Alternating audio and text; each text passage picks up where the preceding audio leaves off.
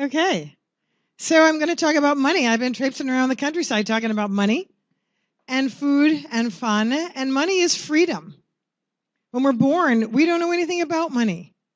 We're free of the worries and the woes of money. But what if money could still be freedom to us? How about this little baby? Right, that's Meadow, by the way. Those of you that know Meadow. She doesn't know anything about money. But look what she's learning. She's holding up plenty. So I thought if I'm going to take a picture of Meadow and I'm going to teach her about money, I'm going to teach her right. So we started her off with a plenty. Now her brother knows a little bit more about money. That's Dennett. Dennett knows that you give him money, he gives you a steak. When he makes money, he goes and buys hay. Or he has all kinds of schemes, ways that he's going to spend his money. He's learning about money. Pretty soon, it doesn't take long before we begin to learn money in, money out. When I was little, we painted this picket fence about every year in my yard. And if you look really closely, you might be able to figure out which of those little children underneath a hat that we actually wore the paint buckets on our heads, because back then you couldn't wash paint out of your hair. We painted this about once a year, and I guess Dad maybe paid us $1. I don't know. But it was a lot of fun. And soon enough, we begin to learn that there are other aspects to money, like taxes. And we should worry. Money is not freedom. Money is something we have to worry about. I actually got a letter from my dad the year that Bush ran for the very first time. This is $1, and the note on there says, if Bush wins, please discard.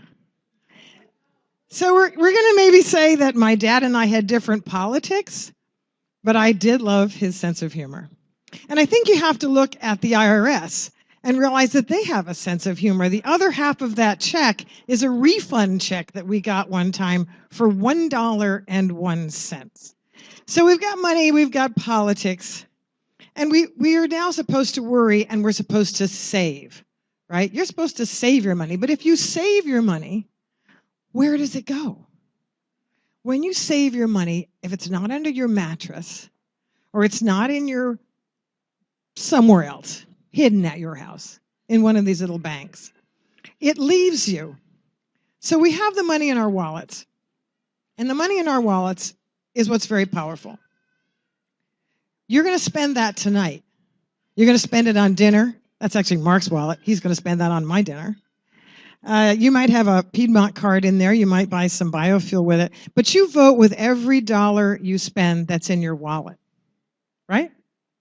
Whether you spend it here at the Roadhouse or you spend it down at Subway, whether you spend it, at New Horizon or you spend it at Walmart, those are very different votes. But if it's not in your wallet, it's here. If it's in a savings account, if it's in a money market account, it's on Wall Street. It's gone. It's in faraway places, and what's it doing? Maybe it's paying to make kids more obese and with more diabetes. So what if we change that?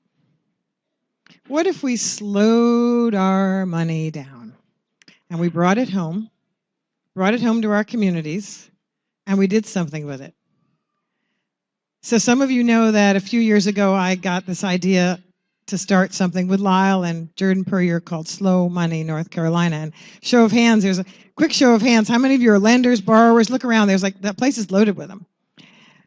The first loan that I ever did was to Angelina. Remember when she busted out and she added that extra room? Did you ever wonder what paid for that? Credit card.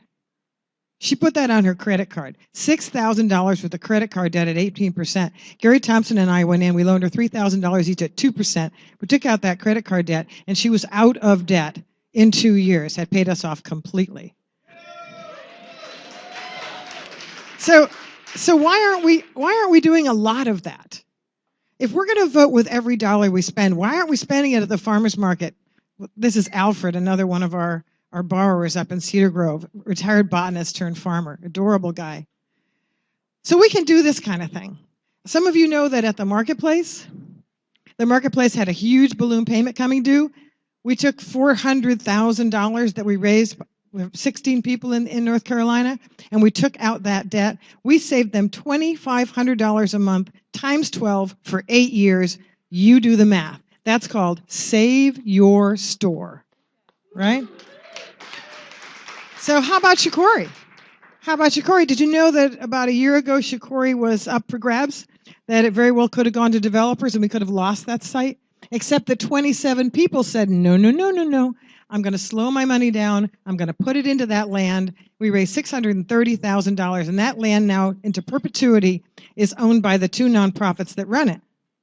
That's slow money. You want to know what slow is? Go out to Shikori, hang out with Lyle, and think slow way down. Okay? So is this risky? Is this scary? To get your money out of Wall Street and put it in your community and loan it to local independent businesses? I don't think so. And Charles here, who gave Dennis some money to have a beekeeping operation, he didn't think so either.